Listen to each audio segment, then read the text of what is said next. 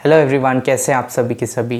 दोस्तों, मैंने कुछ ही दिनों पहले एक टेड टॉक देखा था जोको विलिंक नाम के एक रिटायर्ड नेवी सील ऑफिसर का, जिसका टाइटल था एक्सट्रीम ओनरशिप, यानी रिस्पॉन्सिबिलिटी लेना खुद के लाइफ का।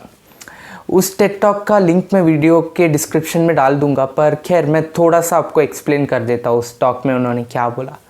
उस टॉक में उन्होंने अपना एक एक्सपीरियंस शेयर किया as a navy seal, as a retired navy seal. उनके नेवी सील ड्यूटी के टाइम का एक एक्सपीरियंस।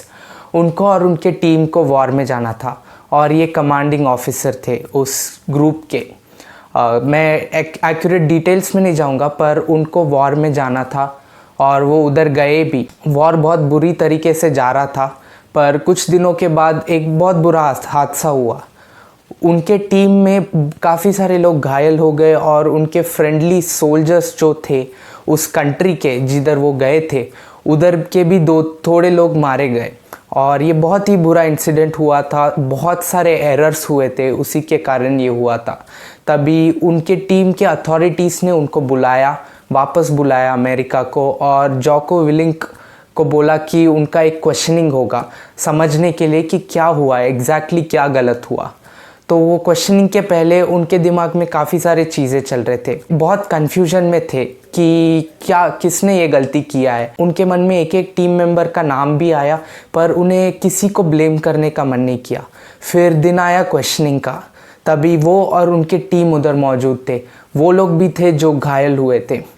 तो उन्होंने सबसे पहले जोको विलिंक ने पूछा उन्होंने कि अपने टीम मेंबर से कि इसके पीछे कौन है, कौन रिस्पॉन्सिबल है इस एरर के लिए। सबसे पहले सील या टीम मेंबर बोलते हैं कि मैं था रिस्पॉन्सिबल, मैंने ठीक से काम नहीं किया, मेरे एरर की वजह से सब गलत किया।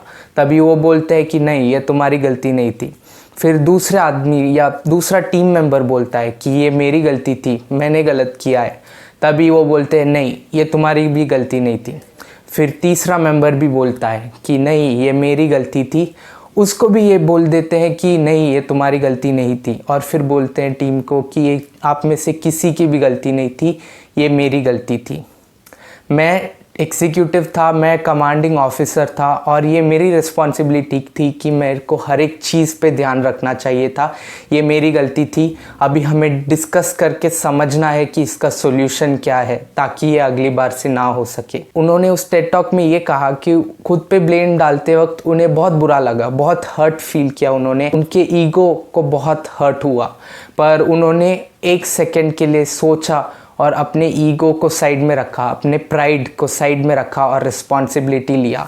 दोस्तों, ये टेड टॉक एक बहुत ही इम्पॉर्टेंट लाइफ लर्निंग या लीडरशिप लर्निंग भी सिखाता है। वो है एक्सट्रीम ओनरशिप। ओनरशिप ही नहीं, एक्सट्रीम ओनरशिप।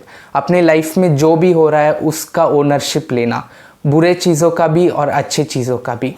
ये लीडरशिप में भी बहुत काम आता है, क्योंकि अगर कोई प्रॉब्लम है, समझिए एक टीम में, और कोई भी ब्लेम एक दूसरे को कर रहा है, कोई भी रिस्पॉन्सिबिलिटी नहीं ले रहा प्रॉब्लम का, और लीडर खुद सबको ब्लेम कर रहा है, तो वो प्रॉब्लम तो सॉल्व होने ही नहीं वाला। अगर लीडर भी, जैसे इस केस में जोको विलिंक ने खुद पे रिस्पॉन्सिबिलिटी लिया और बोला कि ये मेरी गलती थी, और उन टीम मेंबर्स ने भी बोला कि ये हमारी गलती थी, वैसे अगर टीम में हर एक इंसान अपना रिस्पॉन्सिबिलिटी ले और खुद पे भी ब्लेम लाए और ओन करे अपने मिस्टेक्स को और कलेक्टिवली उस पे सोचे, तभी ही सॉल्यूशन बाहर निकल सकता है कोई भी प्रॉब्लम का। और अगर एक दूसरे पे ब्लेम गेम खेलते रहे तो सॉल्यूशन तो भूलना ही पड़ेगा, क्योंकि सॉल्यूशन तो मिलने ही नहीं वाला। दोस्तों, जब हम ओनरशिप लेते हैं अपने मिस्टेक्स का, अपने नेगेटिव कैरेक्टर्स और ट्रेट्स का, तभी हम ज़्यादा कनेक्टेड फील करते हैं और हम एक्शन ले पाते हैं। अगर हम ब्लेम करते ही रहे तो हम क्या एक्शन लेंगे? और इंस्टेड हमने खुद पे ओनरशिप लिया कि हाँ, ये मेरी गलती थी, मैं इसे सुधारूंगा, तभी हम ज़्यादा कनेक्टेड फील करते हैं। ये लीडरशिप, टीम लीडरशिप या टीम वर्क के लिए भी काम आता है और खुद के लीडरशिप के लिए भी काम आता है। तो ओवरऑल ये बहुत ही इम्पॉर्टेंट लाइफ लर्निंग है। हमें दूसरे चीज़ों को कंप्लेन करने से अच्छा, दूसरे चीज़ों पे ब्लेम डालने से अच्छा, एक बार तो ओनरशिप लेके देखना ही है। अपने ईगो को साइड में रखना है, अपने प्राइड को साइड में रखना है और एक्सेप्ट करना है कि हाँ, मैंने गलती की, मैं इसे सुधारने की कोशिश करूँगा, मेरी गलती थी, मैं इसका ब्लेम लेता हूँ। दोस्तों, ये ट्राई करके देखते हैं।